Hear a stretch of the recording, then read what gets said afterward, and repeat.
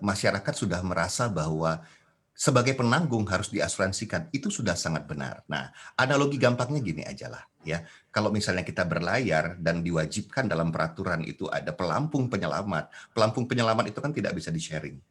Pelampung penyelamat itu adalah satu orang harus memiliki satu pelampung. Ilustrasinya seperti itu. Jadi, kalau memang penanggungnya sudah diasuransikan, itu sangat baik. Tetapi apabila sang penanggung juga mengasuransikan anggota keluarga yang lain, itu akan jauh-jauh lebih baik lagi. Seperti Oke, itu. berarti sang Ya. penanggung juga ada yang menanggung dan, sang penanggung juga membelikan asuransi buat yang ditanggungnya begitu ya keseluruhannya. Nah, untuk asuransi jiwa Benar. sendiri ini kan nanti akan kalau sampai terjadi apa-apa terhadap si pencari kerja akan didapatkan santunannya begitu kan ke yang ditinggalkan gitu ya. Nah, cara, Benar. asuransi ini bekerja artinya adalah, ada asuransi jiwa, apakah semua harus diproteksi juga asuransi jiwa? Ataukah ada berbagai macam jenis asuransi lain yang mungkin bisa ditaruh nih buat anaknya nanti mungkin lebih ke kesehatan, atau mungkin lebih ke asuransi jenis yang mana, unit link mungkin, yang mungkin ada investasinya. Nah, seperti apa sih kombinasi yang bisa digunakan untuk, kepemilikan asuransi dalam keluarga nih, biar semuanya juga ikut terproteksi? Oke, yang paling efisien dan efektif, yang pasti yang pertama, penanggung itu harus memiliki asuransi jiwa. Karena biar gimana pun, ada hal yang harus dia wariskan kepada ahli warisnya. Ahli waris itu kasihan, gitu loh. Tidak diwariskan aset apapun, hidup mereka akan standarnya berbeda dan kecenderungannya menurun. Apalagi yang diwariskan adalah hutang. Nah, kan lebih sengsara lagi nanti. Jadi pertama, penanggung itu harus punya asuransi jiwa. Lebih baik kalau semua anggota keluarga juga tercover asuransi jiwa. Tapi yang penting juga adalah mengenai manfaat dari asuransi kesehatannya sendiri. Asuransi kesehatan itu adalah tambahan. Nah, untuk asuransi kesehatan lebih baik juga memilih produk yang memang kesehatannya juga bisa mengcover satu keluarga. Karena kalau dibeli satu persatu, jatuhnya nanti harganya relatif mahal. Jadi carilah produk yang memang satu polis bisa mengcover satu keluarga.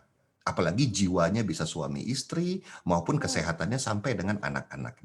Seperti itu. Mhm. Kalau kita balik lagi nih, biasanya kan kalau kita untuk meng-apply asuransi jiwa kan ada pertanyaan misalnya siapa pewarisnya gitu kan ya, mungkin yang akan mendapatkan santunan gitu ya, yang akan disantunkan ini yang mana gitu. Nah, ini lebih baik prefer menuliskan nama pasangan gitu ya atau nama anak nih biasanya. Karena kan kadang-kadang, kita suka, "Ya udah siapa ya? Ya udah ini pasangan aja," gitu. "Oh ya udah anak ini." Ini sebaiknya seperti apa sih kalau dari, kacamata insurance sendiri nih lebih tepatnya nih Pak Norman?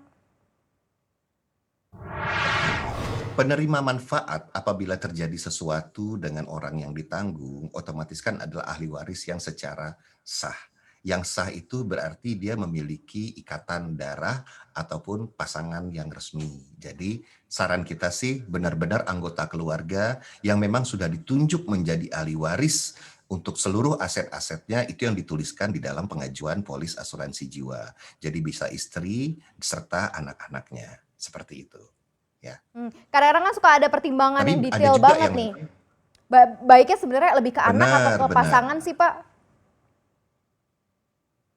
Sama baiknya sih. Jadi itu sebenarnya kembali kepada si penanggung itu, si tertanggung itu lagi, ya. Jadi kembali pada tertanggung, karena macam-macam case-nya. Ada yang memang adiknya dijadikan ahli waris, ya kan. Ada juga orang tua dijadikan ahli waris. Tapi umumnya lebih banyak memang ke anak, ya. Jadi kalau kita berbicara data, lebih banyak memberikan pertanggungan itu ke anak, seperti itu.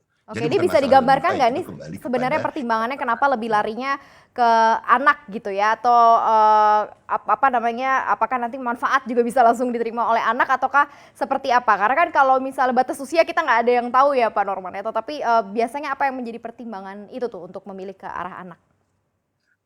pertimbangannya banyak, nasabah-nasabah asuransi itu memilih anak karena kan yang namanya ikatan darah itu kan tidak akan pernah bisa dihilangkan, ya. Dan rasa emosi orang tua terhadap anak itu adalah sebuah pertalian yang memang itu akan abadi, ya. Jadi apalagi asuransi jiwa ini kan benar-benar warisan yang kita tinggalkan agar anak-anak kita bisa meneruskan hidup dengan standar yang sama dan bisa meneruskan impiannya mereka.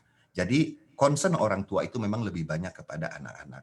Nah, mengenai klaim gimana? Tergantung pada saat, klaim itu harus dilakukan, tergantung ahli waris ini apakah memang sudah memasuki usia yang memang mereka sudah dianggap sah untuk menerima secara langsung.